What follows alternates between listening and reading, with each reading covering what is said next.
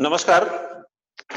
आज के संविधान के इस लेक्चर में, इस प्रावधान में, इस पढ़ाई में मैं आपसे 3-4 बिंदुओं पे बात करूंगा। पहला कि श्रेष्ठ संविधान क्या है? भारतीय संविधान में ऐसा क्या पक्ष है जिसको हम श्रेष्ठ संविधान, या किसी भी देश में श्रेष्ठ संविधान क्या होते हैं, क्या होना चाहिए? आगे बात करेंगे कि विकसित और निर्मित संविधान के बीच में क्या अंतर होते हैं। फिर बात करेंगे कि कानूनी और वास्तविक संविधान के अंदर क्या ऐसे भेद होते हैं, और यह भी बात करेंगे कि लिखित और अलिखित संविधान के क्या मूल अंतर होते हैं। मैं समझता हूं कि आप सभी लोग फिट हैं, और जिस तरीके से प्रयास आईएएस स्टडी सर्किल, प्रयास आईएएस ई लर्निंग के प्लेटफॉर्म से एक अच्छी क्लास की जो एक नियमबद्ध तरीके से क्लास को आगे बढ़ा रहे हैं, ये मुख्य परीक्षा के साथ साथ प्रारंभिक परीक्षा के प्रतियोगियों के लिए बड़ा कारगर सिद्ध होने वाला है। जिस तरह से विभिन्न क्षेत्रों से दायरा बढ़ता गया और विद्यार्थी जुड़ते जा रहे हैं, और सवाल जैसे कि मैं कल आपको 6 सवाल दिए थे मुख्य परीक्षा के, और उसमें कई स्टूडेंट्स ने अपने आर्टिकल हमको भेजे हैं। उसी तर्ज पे मैं एक श्रेष्ठ संविधान की अगर बात करूं तो आपका प्रश्न ये बनना चाहिए कि श्रेष्ठ संविधान किसी भी देश के संविधान की वह गुणात्मक पक्ष है जो उसे सर्वोच्च, न केवल सर्वोच्च बनाता है, बल्कि जनहित को सुनिश्चित करने में उसी भांति सहायक होता है जिस तरीके से वह उसका दर्शन होता है, जिस तरीके से उसका चिंतन होता है। सवाल का स्वरूप अगर इसके इर्द गिर्द है तो भी श्रेष्ठ संविधान के गुण, या कहा जाए श्रेष्ठ संविधान क्या है कि समझ आपको पता होना चाहिए कि देश की स्थिति परिस्थिति, वहां की क्रांतिकारी घटनाएं, वहां की औपनिवेशिक सत्ताएं, वहां की परिस्थितियां, या वहां के जितने भी घटनाक्रम रहे हैं, वह सब निर्भर करते हैं किसी देश के संविधान के निर्माण के लिए। भारत औपनिवेशिक सत्ता में रहा है, आप अच्छी तरह जानते हैं।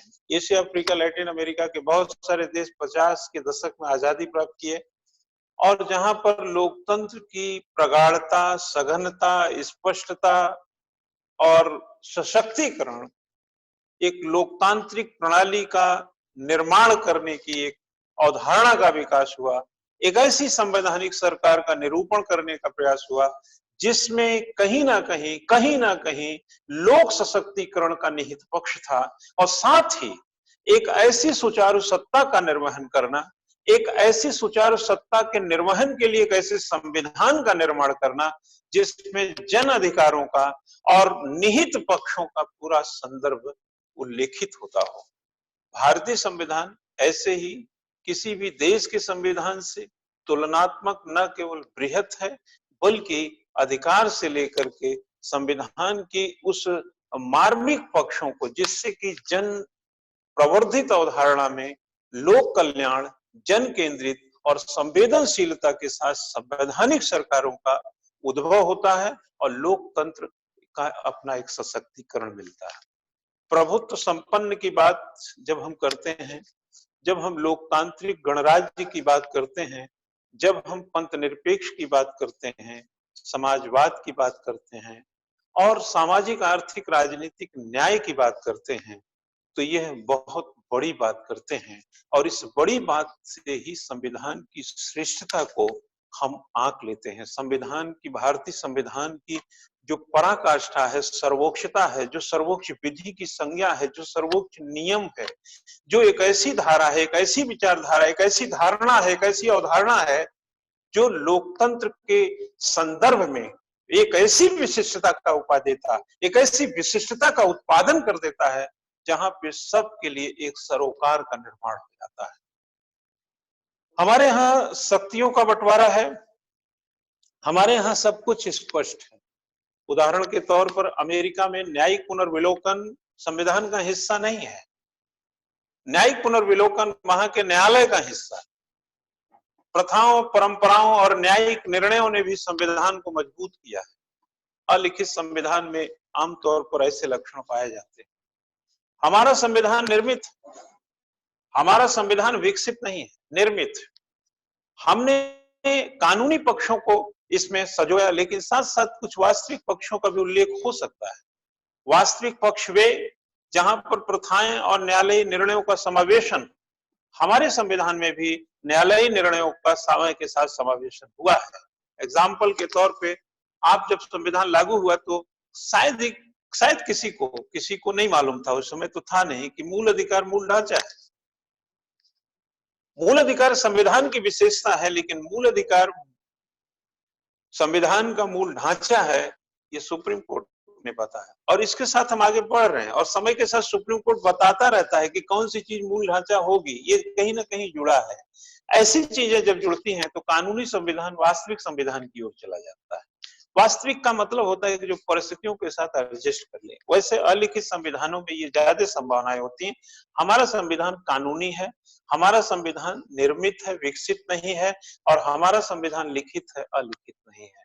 तीनों चीजें आपने क्लियर यहाँ पर आप समझ लीजिएगा। लिखित है, कानूनी है और निर्मित है।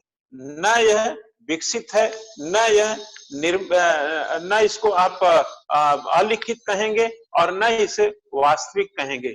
कुछ हद तक वास्तविक है और कुछ हद तक हमारा जो संविधान है उसकी मूल भावना कहीं ना कहीं एक सघन, स्पष्ट और एक लोकतांत्रिक परिप्रेक्ष्य में मजबूत का इरादा रखता है।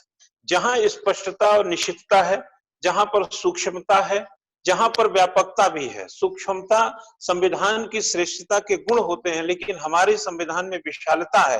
लेकिन इस विशालता के भीतर भी जन अधिकारों और जिस तरीके से शक्तियों का बंटवारा, जिस तरह संघ और राज्य के बीच में संविधानों का निर्मित और संदर्भ निहित स्वभाव है, उन सभी को अगर सूक्ष्म तरीके से वर्णन करें तो संविधान ने कोई चूक नहीं किया है। बहुभाषा है, हेट्रोजिट विजातीय समाज था, रियासतों का देश था, बहुभाषा थी, बहुधर्म थे, बहुक्षेत्र थे, तमाम तरीके की संदर्भों से ओतप्रोत विचारधारा थी, और सबको एक प्लेटफॉर्म पे लाना और एक संविधान बनाना एक बड़ी चुनौती थी। इसलिए इस निर्मित संविधान में जो 2 साल 11 महीने 18 दिन लगे, वो हमें वो ताकत देके गए जो शायद अलिखित और जो शायद वास्तविक और जो शायद विकसित संविधानों में नहीं है। हालांकि सबकी अपनी खूबियां हैं, विकसित की अपनी खूबियां हैं, अलिखित संविधान की अपनी खूबियां हैं, वास्तविक की अपनी खूबियां हैं, लेकिन हमारा संविधान अलिखित के बजाय लिखित है, हमारा संविधान वास्तविक के बजाय कानूनी है, हमारा संविधान विकसित के बजाय निर्मित है। लेकिन अगर इन तमाम के साथ और साथ साथ अगर जोड़ दे तो लचीले के साथ कठोर भी है। अब यहां पर मैं ये कह सकता हूं कि हमारा संविधान हम जो मैंने वास्तविक कानूनी के साथ थोड़ा वास्तविक भी वक्त के साथ, ये बात मैं कह चुका हूं। अगर साथ में बात व्यापकता की करें तो संविधान बहुत व्यापक है। संविधान की व्यापकता से यह स्पष्ट होता है कि सारी चीजों को आपने स्पष्ट रूप से बिल्कुल कलेक्टिव रिस्पॉन्सिबिलिटी के अंतर्गत इसको बताने का प्रयास किया है। इसीलिए इसमें परिवर्तनशीलता की गुंजाइश, संविधान वो श्रेष्ठ होता है जिसमें परिवर्तनशीलता। आर्टिकल 368 में आप जाएं तो संविधान में सुधारात्मक और परिवर्तनशीलता और प्रगतिशीलता का आपका निहित अर्थ मिल जाएगा। जहां अधिकारों की घोषणा हो, मूल अधिकार वगैरह को देख लीजिए, जहां अधिकारों की घोषणा होती हो, वैसे अलिखित संविधान में अधिकारों की घोषणा का अभाव होता है, लिखित संविधान में होता है, इसलिए ये ज्यादा श्रेष्ठ होता है। न्यायपालिका की स्वतंत्रता, न्यायपालिका स्वतंत्र हो। अलिखित संविधानों में न्यायपालिका संविधान के साथ खेलते हैं, या और लिखित संविधान भारत जैसे संविधानों में न्यायपालिका संविधान से शक्ति प्राप्त करते हैं और वही संविधान के संरक्षक भी होते हैं। जब इसके गुण अवगुण, यानी लिखित अलिखित संविधानों के गुण और अवगुण और या जो विकसित और निर्मित संविधान के अलग अलग पक्ष, डॉक्टर गार्नर की कुछ अवधारणाएं, तमाम चीजों का जब संयोजन करेंगे तो आपको पता चल चुका होगा कि हमारे संविधान की सघनता, हमारे संविधान की स्पष्टता और हमारे संविधान की सरलता अगर के साथ अगर बृहत्ता है तो वो हमारी कीमत है। इतनी चीज पाने के लिए इतनी चीज तो करनी ही पड़ती भाई।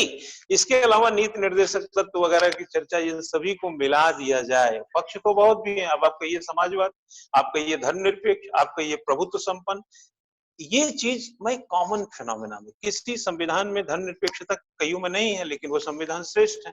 कई समाजवादी नहीं है, पूंजीवादी है, फिर भी वो श्रेष्ठ होंगे।